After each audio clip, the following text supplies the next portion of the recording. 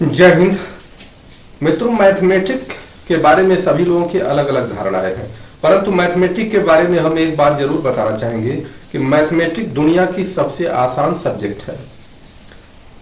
कब आसान है कि जब आप कॉन्सेप्ट आप समझ में आ जाए आपको, तो समझिए मैथमेटिक्स दुनिया की सबसे आसान है।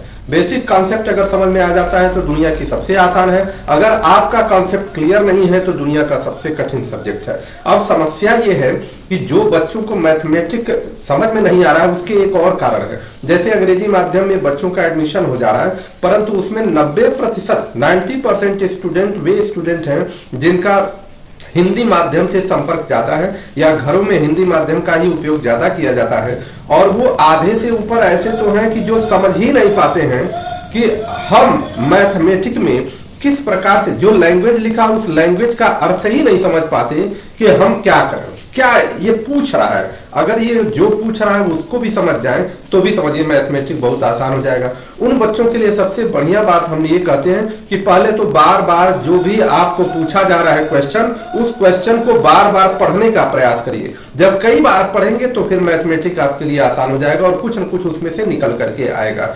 और जब आप पढ़ते नहीं है केवल याद करते हैं तो बेसिक कॉन्सेप्ट भी आपका डिस्टर्ब हो जाता है और मैथमेटिक्स कठिन भी हो जाता है। तो आइए मैं उस एक्सरसाइज के बारे में बात करता हूं जिसको जूनियर क्लास से लेकर के एसएससी बैंकिंग इत्यादि तक का उपयोग होता है, परंतु कंफ्यूजन कहीं कहीं बना रहता है। तो सबसे पहली बात है, एक छोटा टॉपिक लेकर के चलते हैं लीनियर इक्वेशन के बारे में। और लीनियर इक्वेशन को पहले स्टार्ट करने के पूर्व हम आपको सबसे बड़ी बात एक तराजू का निर्माण करते हैं। ये है तराजू। तराजू का आप सभी लोगों ने देखा होगा।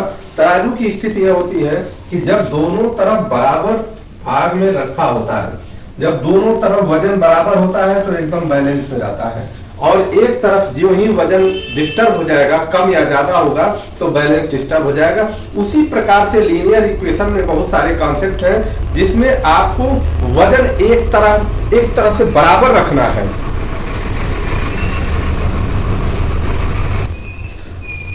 अब हम बात करते हैं कि लीनियर इक्वेशन में इक्वेशन किसे कहते हैं। जो इसका बेसिक डेफिनेशन है ये है, an equation is a statement of equality of two algebraic expression involving one or more unknown quantities called variables.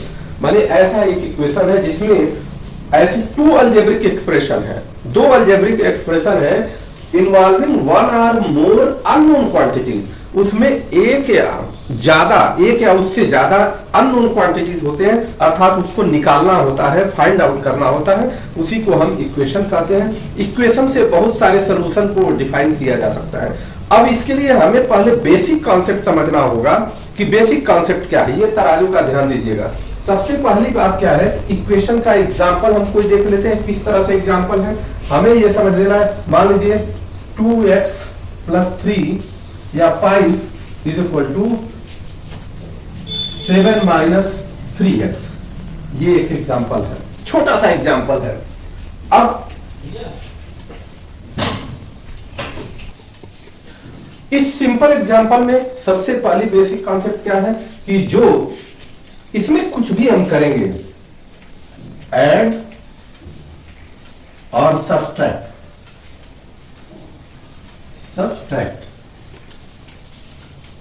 माने इसमें कुछ भी हम करेंगे दोनों तरफ करेंगे। अगर किसी नंबर को हमें ऐड करने की आवश्यकता पड़े तो दोनों तरफ ऐड करेंगे, किसी नंबर को सब्ट्रैक्ट करने की अर्थात माइनस करने की, घटाने की आवश्यकता पड़े तो दोनों तरफ करेंगे। मतलब तराजू वाला मामला है कि अगर हमें एक तरफ वजन कुछ भी आप बढ़ाते हैं तो उतना ही वजन दूसरे तरफ बढ़ाएंगे, जिससे बैलेंस में इसके कहीं गड़बड़ी ना हो। इक्वल का अर्थ होता है कि ये बैलेंस ऐसे बना रहे, यही बैलेंस इक्वल का अर्थ होता है। और बैलेंस हमें तराजू की तरह से बनाए रखना है। माने पहली बात, जोड़ना या घटाना दोनों में कुछ भी करेंगे तो हमें दोनों तरफ करना पड़ेगा।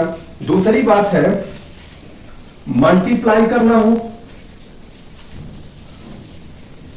मल्टीप्लाई अगर करना हो या डिवीजन करना हो, डिवाइड करना हो, किसी भी नंबर का इसको सॉल्व करने के लिए मल्टीप्लाई या डिवाइड करना पड़े तो हमें दोनों तरफ करना होगा। हमें इसका ध्यान देना है और ये भी ध्यान देना है कि वो नॉन जीरो नंबर होना चाहिए।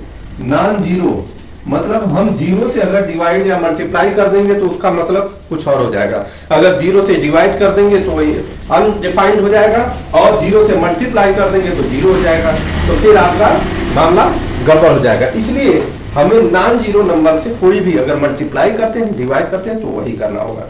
अगली बात क्या है कि अगर हमें कहीं ऐसा एक्सप्रेशन आता है कि जैसे मान लीजिए x plus 3/2 is equal to 2x plus 5/7 है, तो इसमें x की वैल्यू निकालनी है। इसका अर्थ ये होगा कि हमें इधर उधर करना पड़ेगा, इधर उधर का मतलब क्रॉस मल्टीप्लाई करना पड़ेगा। क्रॉस मल्टीप्लाई मीन्स ऐसे क्रॉस मल्टीप्लिकेशन होना चाहिए, और ये ध्यान देना है, यहाँ भी बच्चे मिस्टेक करते हैं और सभी लोग मिस्टेक कर देते हैं। ये ध्यान देना है क्रॉस मल्टीप्लिकेशन करते समय ऐसा नहीं होना चाहिए कि 7 का 3 में कर दीजिए मल्टीप्लाई या 7 का x में कर दिया, ऐसा नहीं है। जो भी मल्टीप्लिकेशन होगा वो दोनों में दोनों तरफ होगा, अर्थात 7x प्लस 3 और 2x प्लस 5।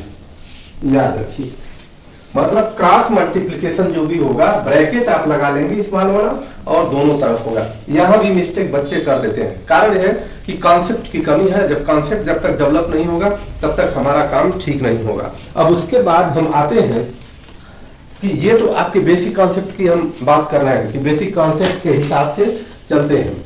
अब हमें कोई क्वेश्चन अगर सॉल्व करना है तो अगला नंबर ये थर्ड था, और फोर्थ नंबर क्या हो जाएगा सॉल्व करते समय, मान लीजिए यही है। Let suppose that 2x plus 5 is equal to 7 minus 3x।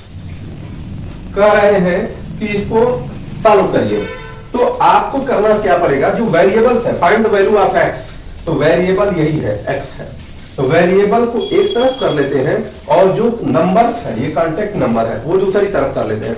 एक बात और ध्यान दीजिएगा, ये कांस्टेंट नंबर दूसरी तरफ जो करेंगे, अर्थात ये नहीं कि इसको इधर उधर कर देंगे।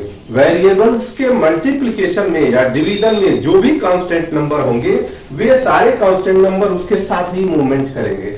जैसे ये 2x है और माइनस 3x को इधर ट्रांसफर करें तो ये प्लस हो जाएगा, और 7 को यहीं रहने देते हैं और 5 को राइट हैंड साइड ले जाते हैं तो माइनस हो जाएगा। इसका क्या सेंस है, इसका सेंस यह हुआ कि कभी भी हम इक्वल साइन के left hand side right hand side को अगर ट्रांसफर करते हैं तो ट्रांसफर करते समय जो भी नंबर है उसके सामने वाला जो साइन है वो चेंज हो जाएगा। अर्थात हमें अगर आवश्यकता पड़ती है कि वेरिएबल को इधर ले आए, कांस्टेंट को उधर ले जाए, तो जो भी वेरिएबल को लेफ्ट लाए, कांस्टेंट नंबर को इसको राइट लाए, तब जाकर सब दोनों एक दूसरे के बराबर करेंगे, तभी जाकर के हम वैल्यू निकाल पाएंगे।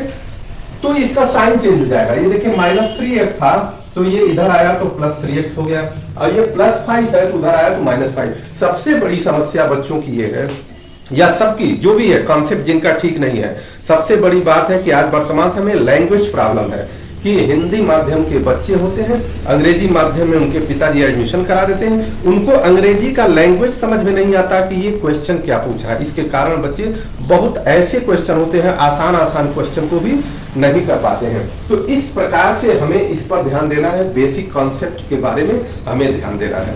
आगे हम इस छोटे वीडियो के बाद अगला वीडियो हम डालेंगे जिसमें आप सभी लोगों का उसमें स्वागत होगा। आप सभी लोग इसको जुड़िए और मैथमेटिक्स को बहुत ही आसानी के साथ समझने का और समझाने का मैं प्रयास करूंगा, और निश्चित रूप से ये वादा करता हूं कि मैथमेटिक्स में आप अगर बेसिक कॉन्सेप्ट समझ गए तो दुनिया का फिजिक्स भी लगा सकते हैं, सब कुछ समझ सकते हैं।